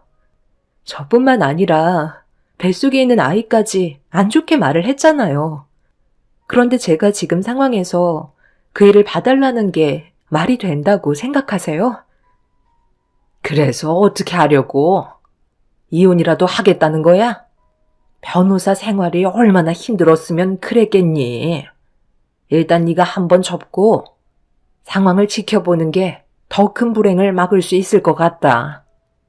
내가 너보다 훨씬 더 오랜 시간을 살아왔는데 이런 비슷한 경우를 몇 번 본 적이 있었지만 전부 다 끝은 좋지 않았어. 그러니까 일단 좀 더 신중하게 생각하고 움직이는 게 현명한 방법일 것 같은데. 어머님 생각 저도 모르는 거 아닌데요. 그렇다고 이 문제를 그냥 넘어간다면 좋아질 수 있을까요? 제가 봤을 때 그이는 오늘 집에 들어오지도 않았어요. 임신한 저를 놔두고 다른 여자와 한 침대에 있을 거라고요. 변호사 됐다고 어떻게 사람이 이렇게까지 변할 수가 있는 거죠? 어머님도 아시잖아요. 제가 그동안 얼마나 많은 노력을 해왔는데요. 누구보다 내가 잘 알지. 그런데 생각해봐라. 이대로 일을 더 키운다고 해서 좋아지는 게 뭔데? 네가 얻을 수 있는 건 아무것도 없다고. 지금까지 내 아들 변호사 만들려고 희생한 시간 한순간에 무너뜨릴 거야? 그런 불행 만들고 싶지 않잖아. 그리고 나는 내 아들이 이미지에 흠이 가는 건 원치 않는다. 네가 내 딸 같은 며느리이긴 하지만 그래도 팔은 안으로 굽지 않겠니? 시모는 더 큰 불행을 막을 거라면서 제 핸드폰에 녹음되어 있던 파일을 갑자기 지우셨어요. 너무 순식간에 일어난 일이라 제가 막을 수도 없이 남편과 여자가 나누었던 대화 내용이 사라져 버렸고 너무 놀란 저는 어이가 없어서 시모를 아무 말 없이 바라보고만 있었네요. 시모는 아무 말 없이 저를 안아주면서 잊으라고 얘기했지만 제 두 귀로 들었던 남편의 말들을 지울 수는 없었습니다. 시모는 가정을 지키기 위한 결정이었다고 했지만 결국 팔은 안으로 굽는다고 남편이 변호사 생활하는데 문제가 생길까봐 미리 손을 쓴 거였어요. 시모의 행동이 저에게는 더 큰 배신감으로 다가왔었고 저를 위해서 그랬다는 시모의 얼굴 보고 싶지 않아 당장 돌아가시라고 소리치며 난리를 치게 되었죠.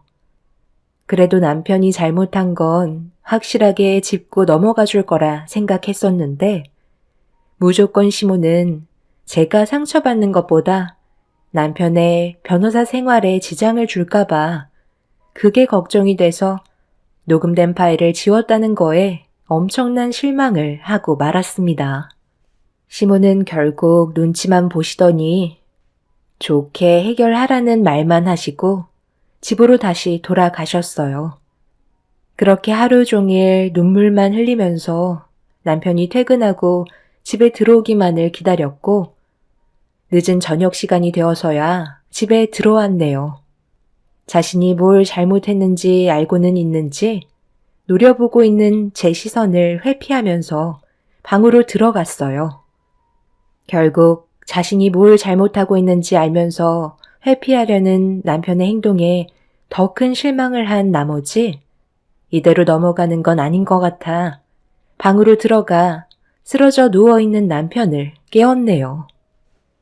지금 잠이 와? 나한테 할 말 없어? 어떻게 미안하다는 말 한마디 없이 그대로 방으로 들어가서 자고 있는 거야? 무슨 말이 듣고 싶은 건데? 사회생활 하다 보면 늦게 들어올 수도 있는 거지.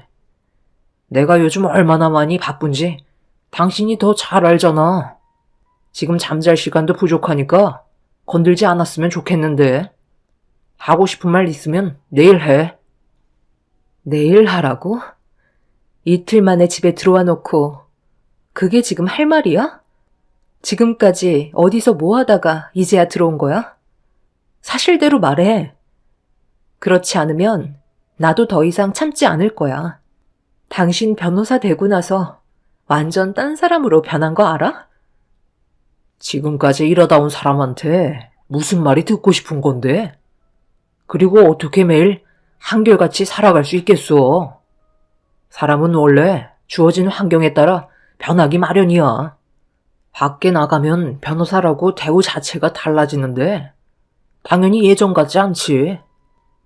그래서 지금까지 다른 여자 만나서 술 퍼먹고 내엄담하다 이제야 들어온 거니? 변호사 만들어놨더니 임신한 나는 집에 내팽개치고 다른 여자를 만나고 있어? 당신은 나한테 그러면 안 되는 거 아니야? 내가 그동안 어떻게 살아왔는지 누구보다 당신이 더 잘 알면서 나한테 이런 식으로 상처를 줘? 지금 당장 나한테 무릎 꿇고 싹싹 빌어. 그렇지 않으면 이혼이야. 네가 지금 나한테 이혼하자는 말이 나오냐? 변호사인 나를 상대로 뭘 어떻게 하게? 다 들었으면 대충 알아먹었을 거 아니야? 쓸데없는 생각하지 말고 당신은 집안일이나 열심히 하면 되는 거야. 애는 어떻게 하게? 혼자서 감당할 수 있어? 나한테 투자한 시간이 아깝지도 않아. 그냥 조용히 살자. 내가 그렇다고 가정을 깨겠다는 것도 아니잖아? 이제 그만 나가줄래? 남편의 말에 저는 더 큰 상처를 받고 말았어요. 들어갈 때와 나올 때 다르다고 날이 가면 갈수록 변하는 모습을 보니 더 이상 참을 수가 없었습니다. 그래서 누워있는 남편을 향해 소리치며 난리를 치고 말았어요. 임신한 몸이었는데도 너무 큰 배신을 당해서 그런지 결국 이성을 잃고 말았습니다. 남편은 그런 제가 지겹게만 느껴졌는지 화를 내면서 저를 뿌리치고 다시 밖으로 나가 버렸네요. 남편과 살면서 아무것도 바라지 않았어요.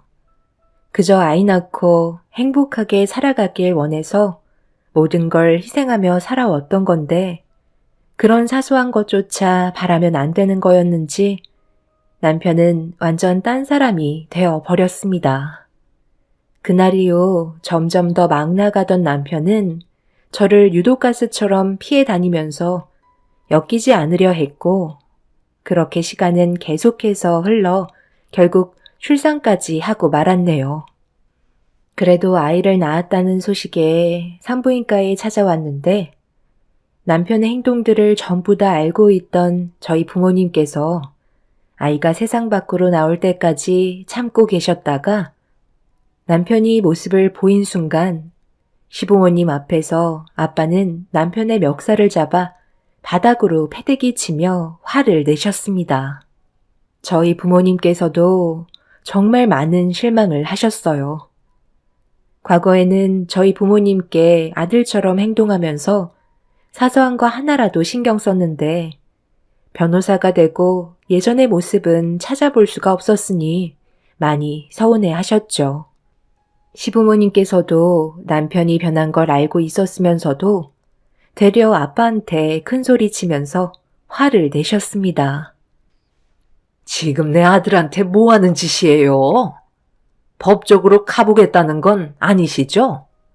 아무 이유 없이 이렇게 행동하면 문제 된다는 거 몰라요? 아들, 괜찮니? 일어날 수 있겠어? 아무리 못 배운 사람들이라지만 행동이 너무 저급하신 거 아니세요? 뭐라고요? 저희가 배우지 못해서 저급하다고요?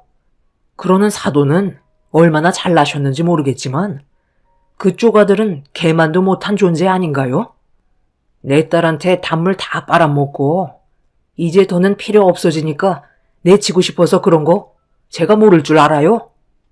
변호사 되기 전에는 도움을 받아야 하고 사회생활을 하지 않았으니 당연히 내 딸밖엔 안 보였겠죠. 그런데 변호사가 되고 세상 밖으로 나가니 능력 좋은 여자들도 많고 주위에서 우러러보는 직업이라 어깨에 힘도 들어가서 지금 내 딸이 눈 밖으로 벗어난 거잖아요. 제 말이 틀렸나요? 동물도 자기 생명 구해준 사람은 알아본다는데 자네는 지금 내 딸이 그동안 희생했던 건 생각 안 하고 이런 식으로 행동해? 임신하는 기간 동안 집에 한 번도 찾아오지 않았으면서 출산했다고 자기 아들 얼굴은 보고 싶었는지 내가 뻔히 난리칠 거 알면서도 여길 찾아와? 자네가 이러고도 무사할 줄 알았어? 그래서 어떡하라고요? 뭘 원하시는 건데요? 내가 한평생 이 사람만 보고 살아갈 수는 없는 거잖아요. 이런 것도 전부 다 비즈니스라니까요.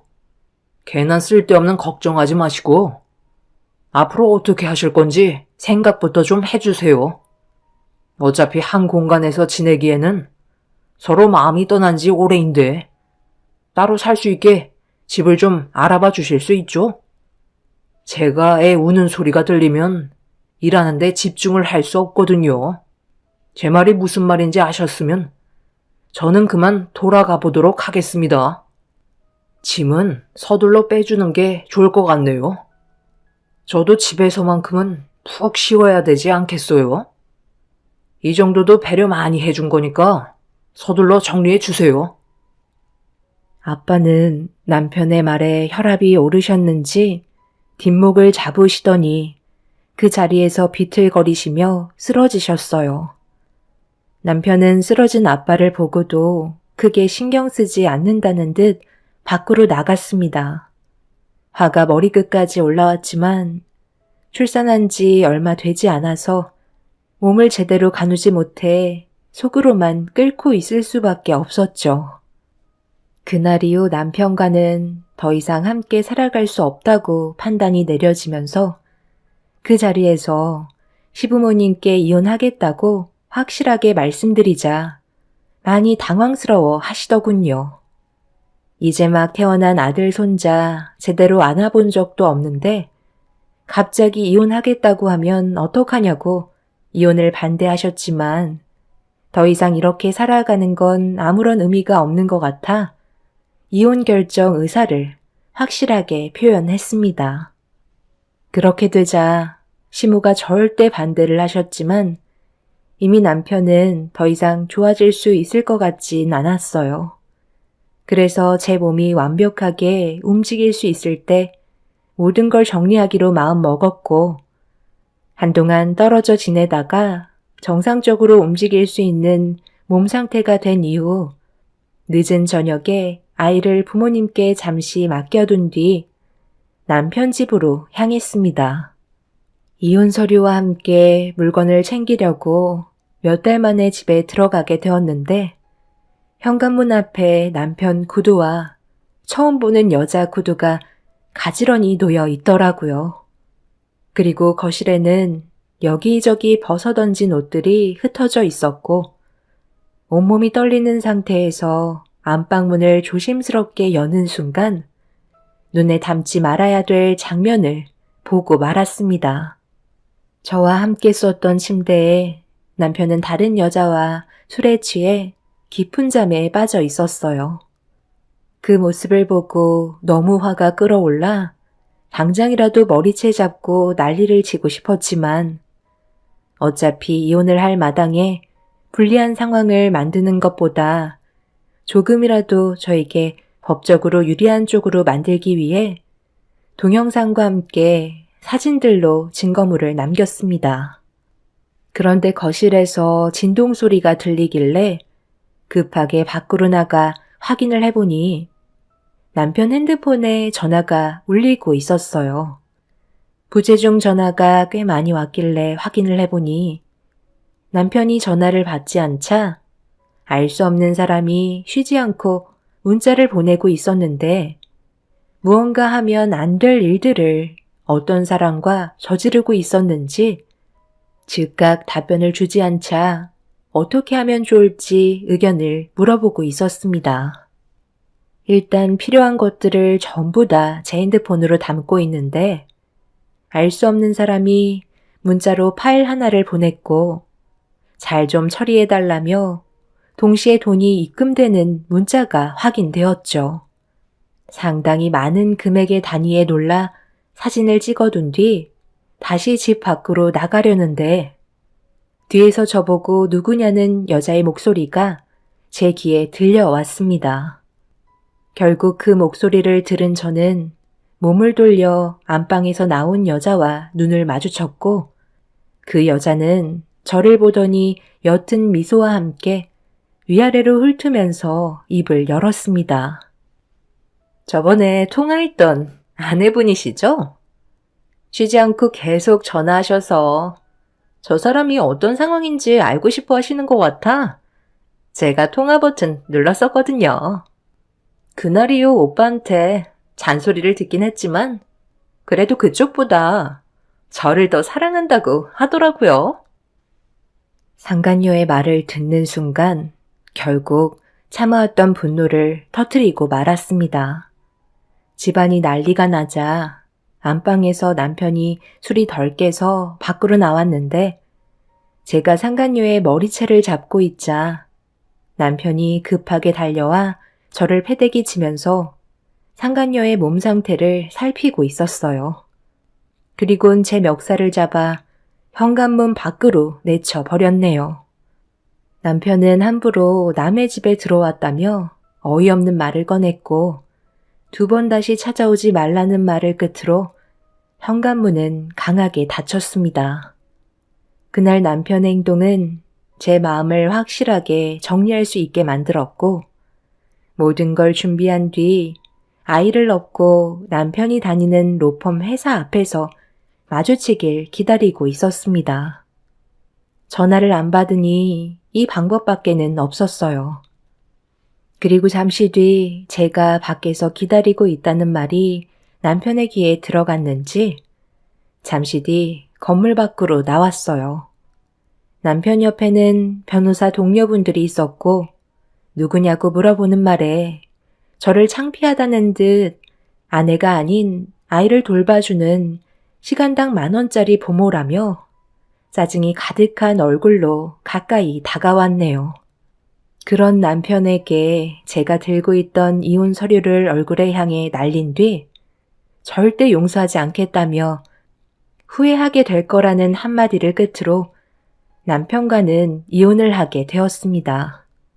그렇게 이혼을 하고 난 뒤에 법적으로 받아낼 수 있는 위자료를 받고 저희는 각자 갈 길을 걸어갔지만 남편은 제가 외부에서는 절대 알면 안 되는 증거물 하나를 가지고 있다는 걸 전혀 모르고 있었습니다. 저는 이혼 후 남편에게 증거물 하나를 문자로 전송한 뒤 남편의 로펌 회사 앞으로 가고 있다는 말을 남긴 뒤 걸어가고 있는데 제가 보낸 문자를 확인했는지 남편이 사색이 된 얼굴로 급하게 건물 밖으로 나와 저를 향해 뛰어오고 있었어요. 그리고 그 순간 법조단지에서 누군가 내 이름을 불렀고 제가 가지고 있던 증거물을 그 사람에게 넘겨주는 순간 남편은 산송장이 되고 말았습니다. 저를 부른 사람은 다름 아닌 남편이 다니던 로펌 회사의 대표였어요. 그리고 그분에게 제가 확보했던 증거물들을 전부 건네주었고 남편은 그 자리에서 무릎을 꿇고 말았습니다. 로펌 회사에 들어갈 때 제일 중요하게 생각하는 원칙이 있었는데 그건 변호사라는 명분으로 타인의 사건을 유리하게 만들어주는 조건으로 뇌물을 받는 걸 제일 심각하게 문제를 삼고 있었습니다. 그리고 그건 변호사법 위반으로 자격 박탈이 될 만큼 큰 죄에 속하는 일이었죠. 그걸 남편도 알면서 뇌물을 받아가면서 몰래 일을 저질러 왔기 때문에 로펌 회사의 대표는 이 문제를 심각하게 받아들이고 있었습니다. 그리고 그 결과 남편은 변호사 자격 박탈을 받게 되었고 법조인의 활동을 할 수가 없게 되었습니다. 한순간에 모든 걸 잃게 된 남편은 5년이 지나서 변호사 자격 구제를 신청했지만 로펌 회사의 대표가 남편의 행동에 대해 상당히 심각하게 문제를 삼고 법조인 바닥에 발을 들이게 할 수 없다면서 로펌 회사의 이미지에 상당한 타격을 준 만큼 영구 자격 박탈을 해야 된다고 또 다른 소송으로 변호사 활동을 하지 못하게 만들어 버렸네요. 그렇게 되자 변호사인 타이틀을 가지고 있음에도 아무것도 하지 못하고 있는 남편이 자신의 잘못을 뒤늦게서야 깨달았는지 저에게 찾아와 그동안의 잘못을 뉘우치며 용서를 구했습니다. 대부분 변호사 자격이 박탈이 돼도 5년이 지나면 다시 활동을 할 수 있다고 하지만 로펌 회사 대표가 그렇게 하지 못하게 최대한의 인맥을 동원해 앞을 가로막고 있으니 구제 신청이 무기한 거절되고 있는 상황이었어요. 거기에 더해 이런 문제로 시부모님께서 여행을 하시던 도중 급하게 서울로 올라오시다가 교통사고가 나게 되면서 시부는 세상을 떠나시고 시모는 식물인간으로 깨어나지 못하고 계신 상태로 살다 보니 남편은 금전적으로도 많이 부족해지게 되었는지 결국 저에게 도움을 요청하기 위해 찾아온 거였죠. 하지만 제가 받은 아픔이 너무 컸기 때문에 절대 용서해주고 싶지 않았어요. 세월이 지나도 남편이 저에게 했던 행동들과 배신은 평생 가지고 갈 것 같아요. 돈이 얼마나 없으면 저에게 빌려달라는 말까지 하는지 정말 어이가 없었습니다. 본인이 만든 일들 평생 뉘우치며 살길 바랄 뿐입니다. 앞으로 제 아들과 함께 행복한 삶이 펼쳐졌으면 좋겠어요. 제 사연 들어주신 분들, 오늘 하루도 행복하세요. 감사합니다.